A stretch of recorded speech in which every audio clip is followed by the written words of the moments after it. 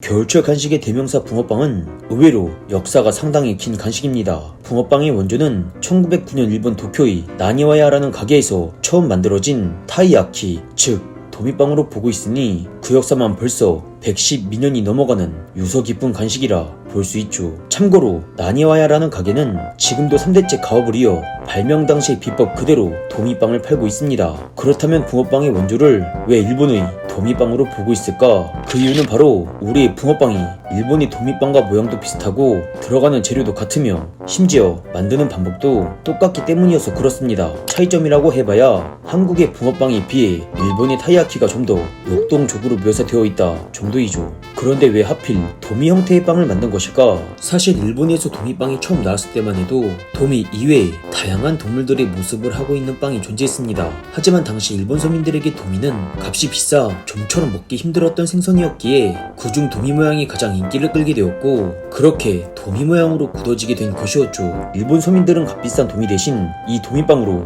만족하곤 하였습니다. 그러다 도미빵은 일제강점기 때 우리나라에 전해지게 되었죠. 하지만 도미는 당시 우리나라 사람에게는 익숙치 않았던 생선이었기에 도미빵 대신 붕어빵이라는 이름으로 현지화가 진행되었습니다. 붕어가 된 이유는 우리나라 하천 그 어디에서나 쉽게 찾을 수 있는 친숙한 물고기가 바로 붕어였기 때문이어서 그랬다는 설이 가장 유력하죠. 우리나라에서 붕어빵이 널리 퍼졌던 때는 1950년대에서 1960년대 사이였습니다. 당시 미국의 곡물 원조로 밀가루가 대량으로 들어와 붕어빵의 가격이 낮아지면서 가난한 서민들도 먹을 수 있게 됐기 때문입니다.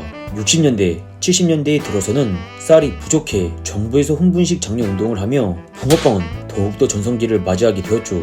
그런데 그렇게 영원할 것만 같았던 붕어빵의 전성기도 점차 내리막길을 걷게 됩니다. 바로 쌀 생산량이 늘면서 혼분식 장려 운동이 사그라들자 붕어빵의 인기도 식어갔던 것입니다.